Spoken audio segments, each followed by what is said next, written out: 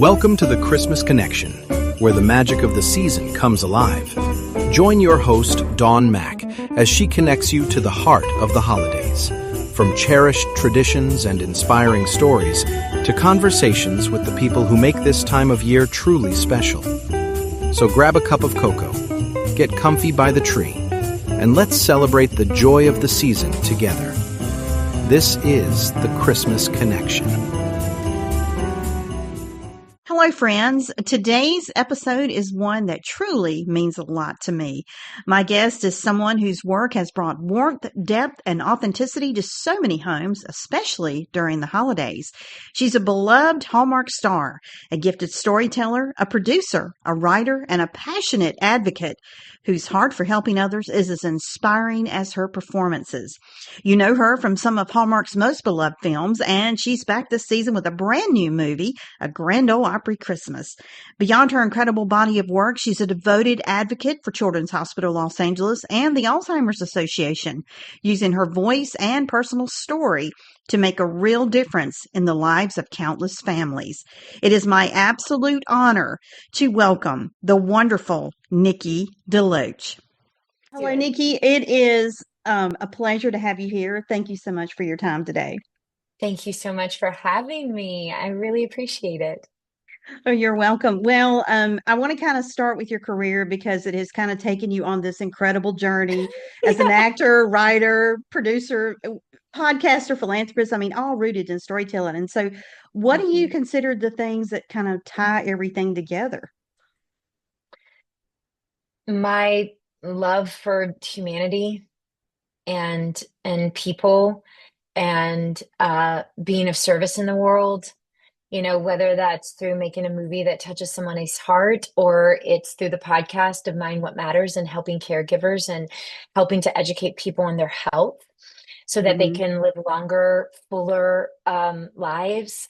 And, you know, I think being a writer, you know, that was a pivot that I took when I was pregnant with Bennett and found out about all of his heart defects. I'd always wanted to really be a screenwriter, but I didn't really have the time because I had been working, and here we were at this place where I didn't know if I would actually ever be able to, at least for many years, leave my child and go be on a set. Because we were staring down the barrel of a really serious life and death health crisis with our child unborn at the time. And I thought, well, now is as good a time as any, because, you know, if I'm going to be home and I'm not going to be able to act and do that thing that I love, I've always wanted to pursue writing, and might as well start now. And I found a really incredible writing coach in Charlotte Chatton. She's a dear friend and still a mentor today. And my writing partner, Megan McNulty, is also one of my best friends.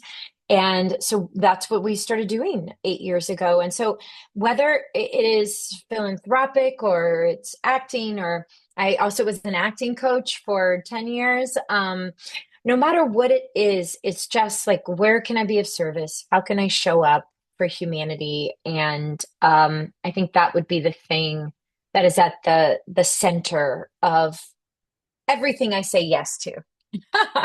Well, and I think it's a definite that your intentionality shows in everything that you do, all of your work, your projects, and just the good that you bring to everything is so genuine, and it's conveyed that way on screen. And speaking of screen, this holiday movie that's coming up, A Grand Ole Opry Christmas, on November 29th, I am so excited. And it kind of pulls all the iconic stuff together for the Grand Ole Opry, and I think it's going to be a classic for years to come.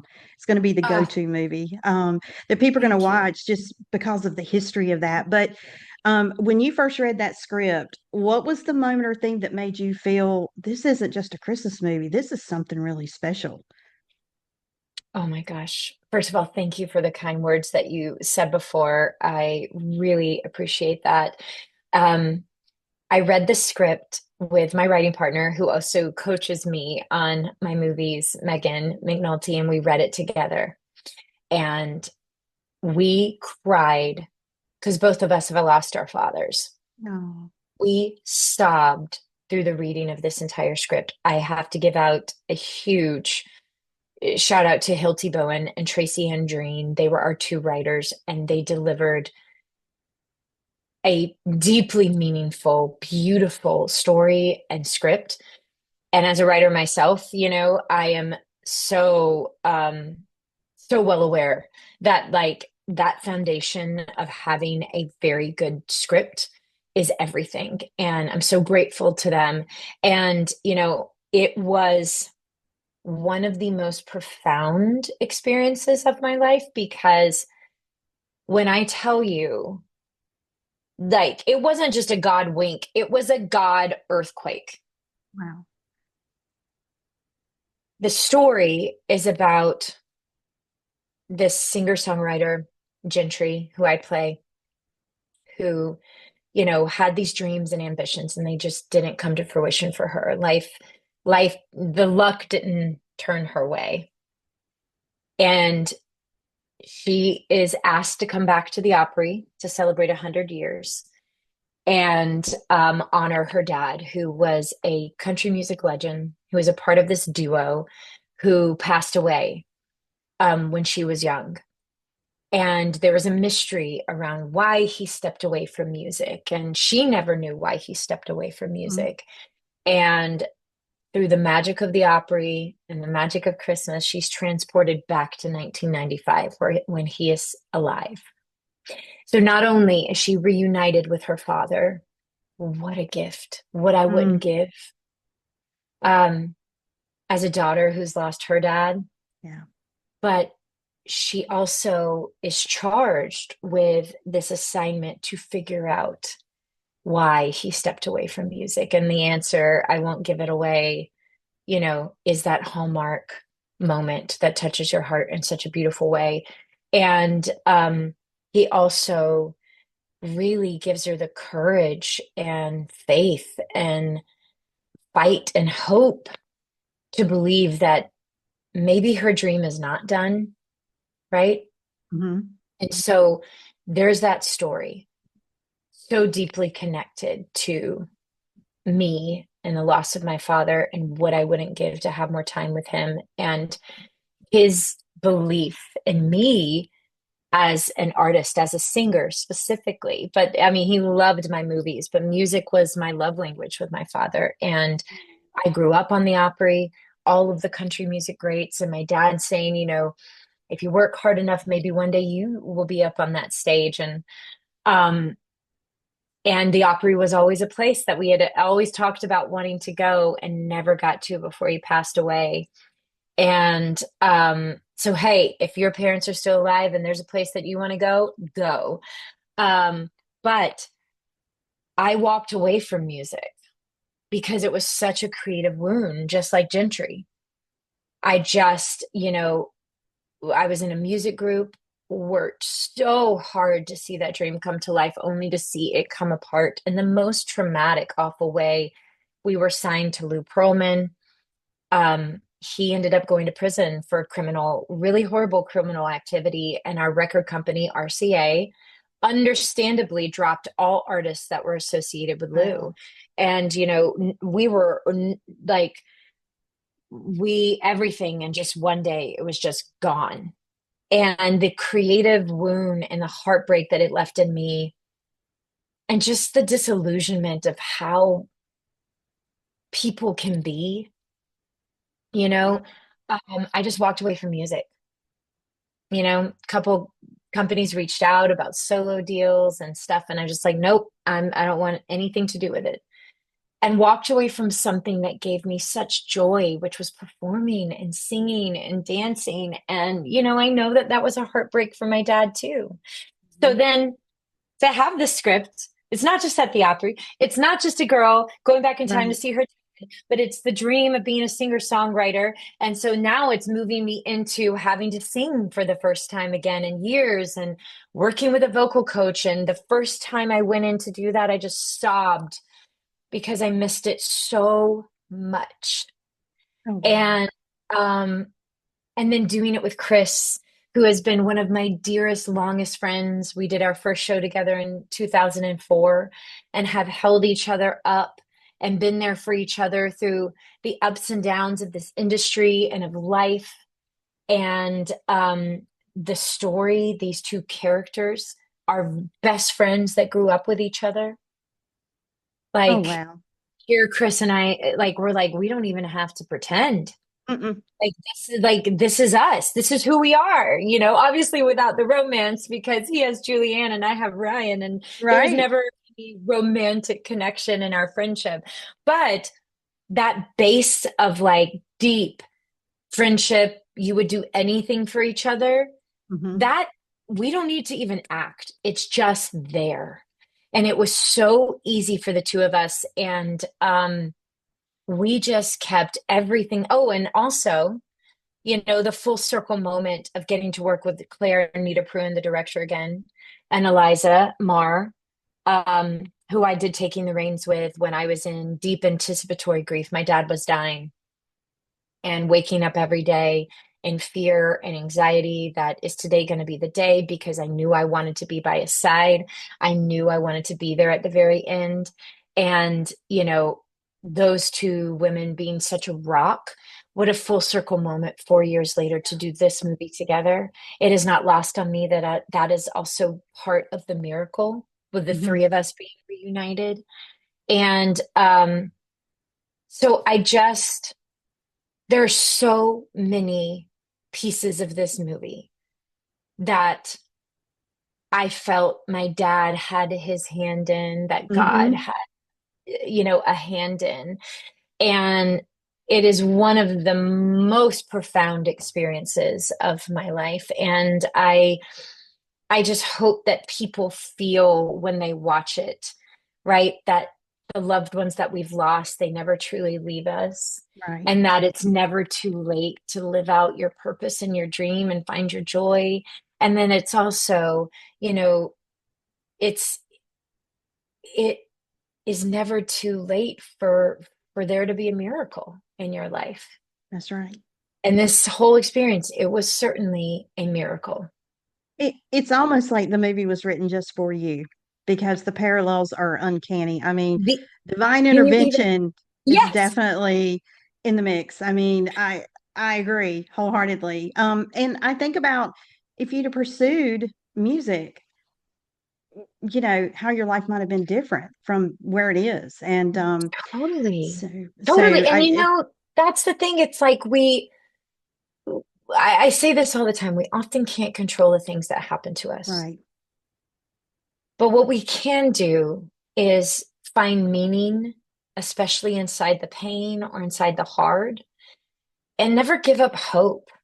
right, Just never give up that we are also gonna not just be okay at the end of the day, but that our life has purpose and it has meaning.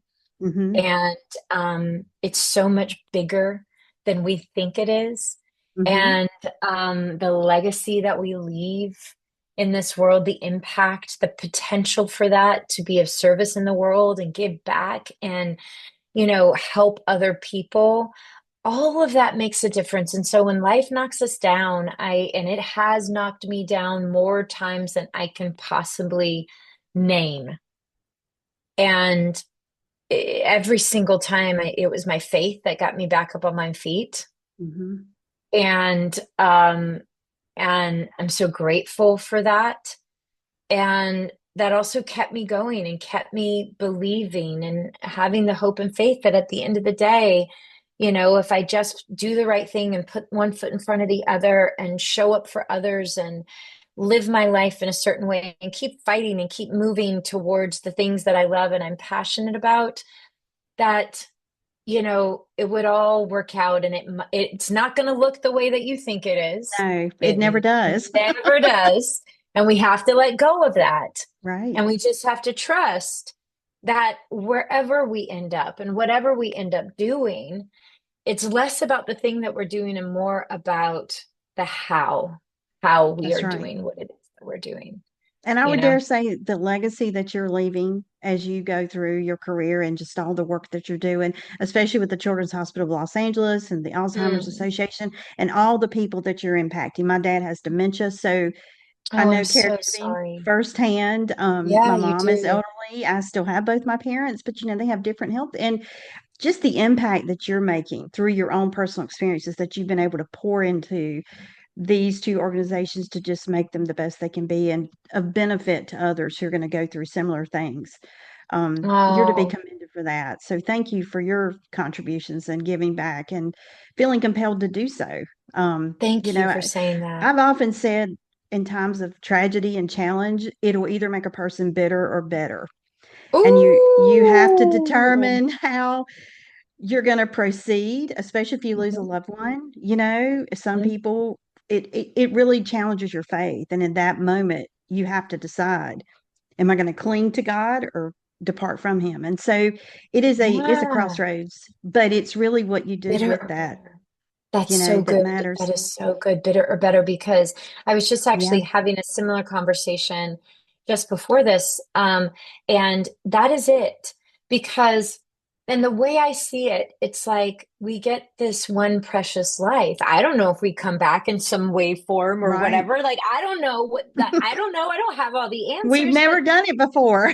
yeah, as far as we Right. know, this might be it. That's right. And everybody goes through hard things, every single person. And the thing about showing up and being of service in the world that you learn immediately. That's why I say to people, if your heart is breaking, be of service. If you're angry, be of service. If you're Hmm. depressed, be of service. If you're bitter, be of service. And the reason why is because you will learn very quickly that there is somebody out there and their hard is much harder than your Oh, hard. absolutely.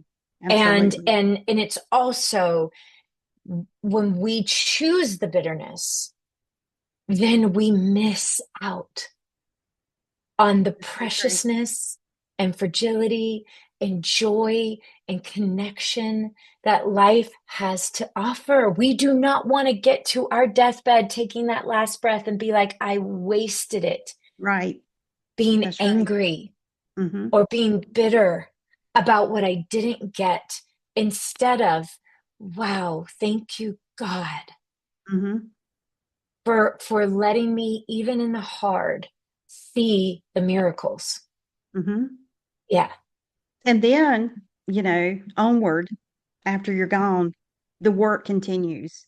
It the work precedes you, continues. and people get to continually benefit.